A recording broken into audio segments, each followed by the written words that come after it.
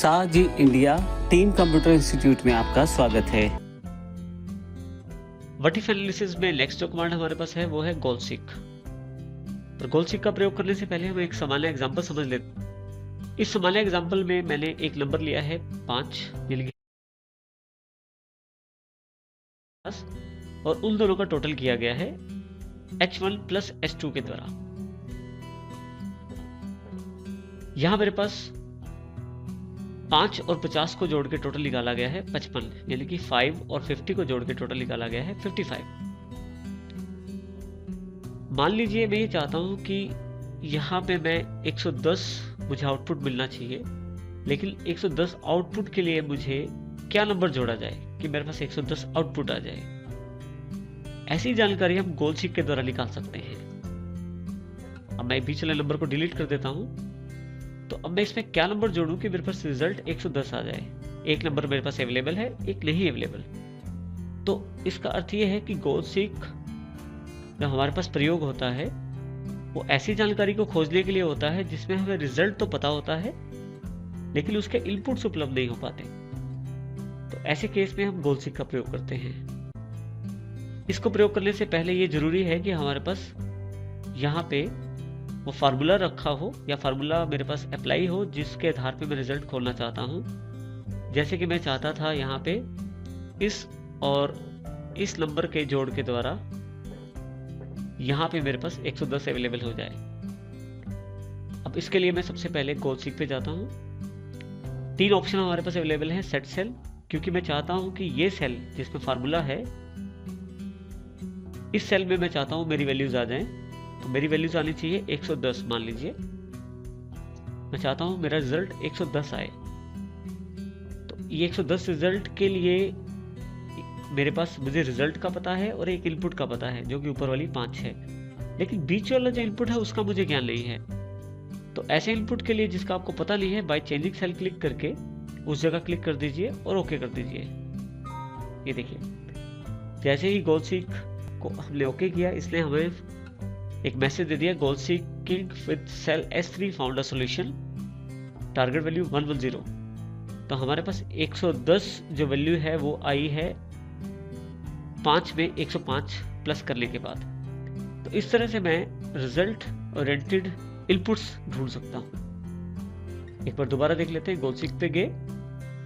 अब की बार मैं चाहता हूं यहाँ 200 वैल्यू आ जाए मेरे पास। मैं चाहता हूं मेरे पास 200 वैल्यू आ जाए, पर कौन सा सेल चेंज करने के लिए? इस सेल को चेंज करने के बाद जैसे ओके करते हैं तो देखिए मुझे 200 वैल्यू लाने के लिए यहाँ 195 यानी कि 195 नंबर और जोड़ना पड़ेगा 5 पे। इस प्रकार से गोलसीक कार्य करता है, जिसमें आपके पास रिजल्ट की जानकारी तो आपके पास उपलब्ध होती है लेकिन इनपुट्स की जानकारी आपके पास उपलब्ध नहीं होती।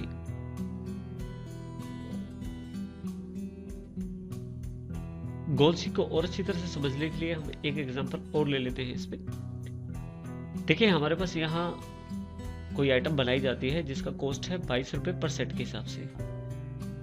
तो जो सेट है उसकी कॉस्ट 22 रुपये है, यानी कि 22 रुपीज़ है। मैं अगर वो क्वांटिटी 1000 निकालता हूँ, 1000 क्वांटिटी बनाता हूँ, तो मेरी कॉस्ट बैठती है 22,000 रुपये। मेरे पास जो बजट है वो 50,000 रुपये तक है। तो मैं देखना चाहता हूँ कि मैं कितनी क्वांटिटीज बना सकता हूँ इस केस में। तो उसके लिए मैं वर्टिफ एनालिसिस गोलसीक पे, क्योंकि फार्मूला पहले से लगाया गया है तो फार्मूला वाला सेल हमेशा पहले आएगा जो कि टोटल कॉस्ट वाला है। मैं यहाँ कितनी वैल्यू कर सकता हूँ? मैक्सिमम 50,000 रुपये लगा सकता हूँ यहाँ पे,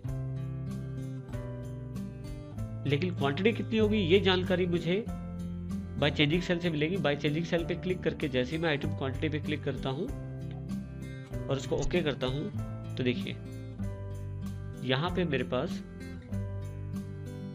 2273 आइटम्स बनाई जा सकती हैं 50,000 रुपये में। इसका अर्थ यह हुआ कि मैं 50,000 की कॉस्ट लगा के 2273 तक की मैक्सिमम प्रोडक्शन खींच सकता हूँ। इस प्रकार से आप गोलसीक का प्रयोग कर सकते हैं इन चीज़ों को जानने के लिए।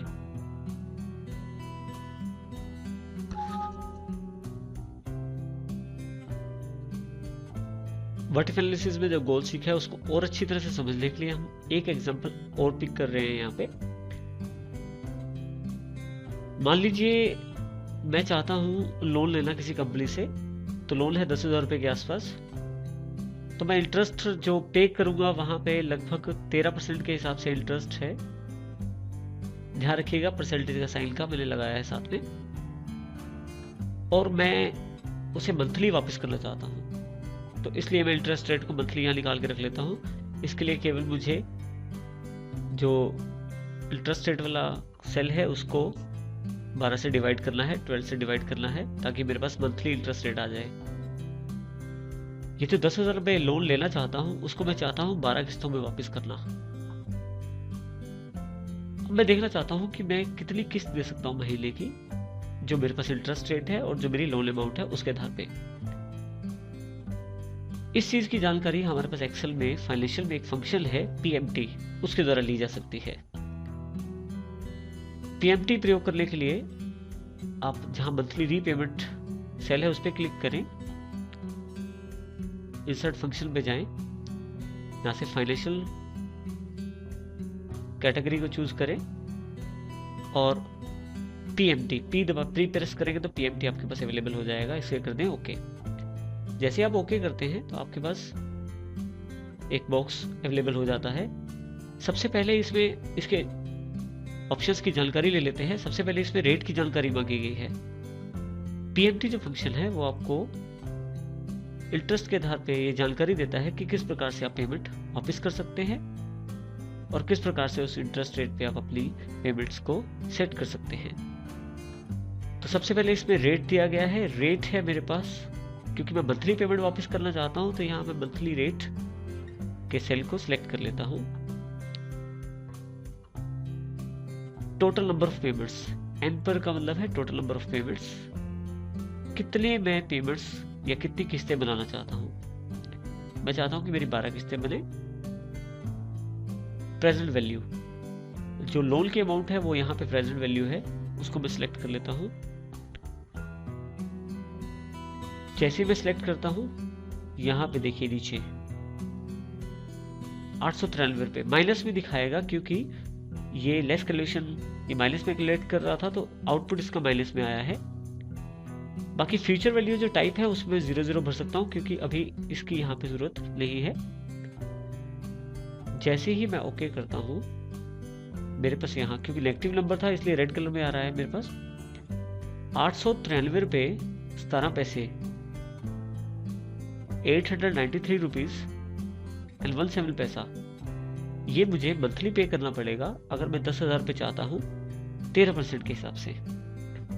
ये हमारे PMT जो फंक्शन की खासियत है, ये जानकारी आपको दे देता है। एक बार आपने फार्मूला लगा लिया, उसके पश्चात आप यहाँ पे कुछ चेंजेस करके देख सकते हैं। मान लीजिए अगर इंटरेस्ट रेट 15% होता तो 902 रुपये देने पड़ते मुझे, और अगर मेरी इंस्टॉलमेंट्स मान लीजिए ज़्यादा हो जाती तो मुझे 484 रुपये महीना देना पड़ता। मंथली मुझे 484 रुपीज़ 87 पैसा देना पड़ता। और अगर मेरी किस्तें कम हो जाती, यानी कि 8 किस्तें हो जाती, तो उसके आधार पे 1321 रुपये मुझे देने पड़ते। मैं इसे वापस उसी पोजीशन में ले आता हूँ, 12 किस्तें और 13% के हिसाब से, जिसमें हमारे पास 893 रुपये 17 पैसे हर महीने चुकाने हैं।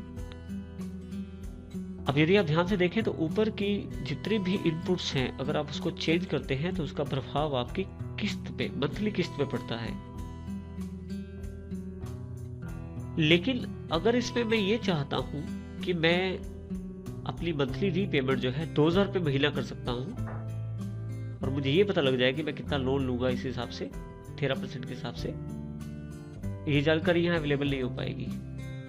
इसी तरह से मैं चाहता हूं कि मैं 1,000 रुपये दे सकता हूं, तो इस प्रकार की जानकारी मुझे गोल सीक से मिल सकती है। इस प्रकार की जानकारी PMT फंक्शन के द्वारा पॉसिबल नहीं है।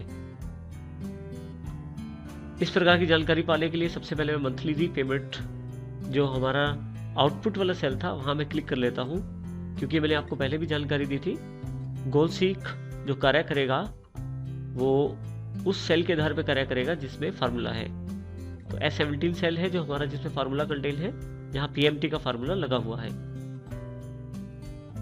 यहाँ पे मैं इस फार्मूला के आधार पे चाहता हूं कि 1,000 रुपये मैं मंथली किस्त दे सकता हूं तो मैं कितनी अमाउंट लूँ?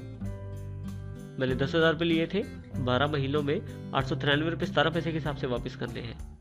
अब मैं ये कहता हूँ कि मैं 1,000 रुपये वापस दे सकता हूँ, तो मैं कितना लोन ज़्यादा ले सकता हूँ उसके आधार पे? अब यहाँ एक बात ध्यान रखिएगा, क्योंकि जो पीएमटी की जो वैल्यूज थी वो माइनस में आउटपुट था, इसलिए आपको यहाँ माइनस में वैल्यू रखनी पड़ेगी ताकि आपका आउटपुट सही प्रकार से आए। तो मैंने यहाँ पे -1000 लिख दिया, क्योंकि मैं 1,000 रुपये पर मंथली अपने पास से देना चाहता हूँ। अब बाय चेंजिंग सेल में मैं ये चेक करना चाहता हूँ कि इसी इंटरेस्ट रेट 13% के आधार पे 12 किस्तें मुझे वापस करनी है, तो मैं कितनी अमाउंट लूँ? 1,000 रुपये वापस देने हैं मुझे मंथली। तो लोन अमाउंट में सिलेक्ट कर लेता हूँ और जैसे ही ओके करता हूँ, देखिए यहाँ मेरे पास ऑप्शन अवेलेबल हैं कि 11,196 रुपये और 423 पैसे 0.0423, तो 11,196 रुपये अप्रॉक्सीमेटली इतने पैसे मैं ले सकता हूँ लोन, अगर मैं 1,000 रुपये पर मंथ वापस करना चाहूँ तो। यदि आप इसको ओके कर देते हैं तो नई वैल्यूज यहाँ स्टोर हो जाएंगी, अगर आप कैंसिल कर देंगे तो पुरानी वैल्यू स्टोर हो जाएंगी। फिर से गोल सीख पे जाते हैं। मैं ये देखना चाहता हूँ कि अगर मैं 1,500 रुपये के हिसाब से किस्त वापस करता हूँ तो मुझे कितने महीने किस्तें देनी पड़ेंगी। जैसे मैं ओके करता हूँ, ये ध्यान रखिएगा यहाँ माइनस करना ज़रूरी है यहाँ पे। जैसे ही मैं ओके करता हूँ, देखिए लगभग 7 महीने के आसपास आपको वो पेमेंट 7 महीने आपके किस्तें चलेंगी अगर 1,500 रुपये के हिसाब से देते हैं इसी इंटरेस्ट रेट पे। इस प्रकार से आप गोल सीक फंक्शन का प्रयोग कर सकते हैं इन कैलकुलेशंस को करने के लिए। अब यहाँ जो मेरे पास एग्जांपल था ये मंथली था। आवश्यकता अनुसार आप पीएमटी के जो फंक्शन है उसको आप क्वार्टरली भी चेंज कर सकते हैं। इसमें 2 बदलाव किए गए हैं। एक तो जो इंटरेस्ट रेट मंथली था उसको यहाँ क्वार्टरली कर दिया गया है।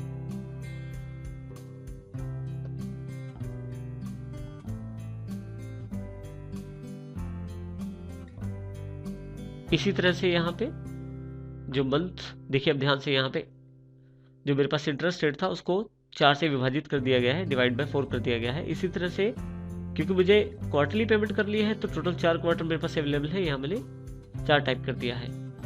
तो इसी के आधार पे इसलिए पीएमटी ने मुझे आंसर दिया 2706 रुपये के हिसाब से। इस प्रकार से मैं अपनी वैल्यूज को चेंज करके और गोल सीक से अत्यंत आवश्यक जानकारियां निकाल सकता हूँ। फिर से जानकारी एक बार फिर से दे दूं, जो गोल सीक है वो आपको उसमें इनपुट्स का ज्ञान नहीं होता लेकिन रिजल्ट्स का ज्ञान होता है। आपको पता होता है रिजल्ट क्या आएगा, रिजल्ट के आधार पे आप इनपुट निकालते हैं। थोड़ा सा रिवर्स प्रोसेस रहता है।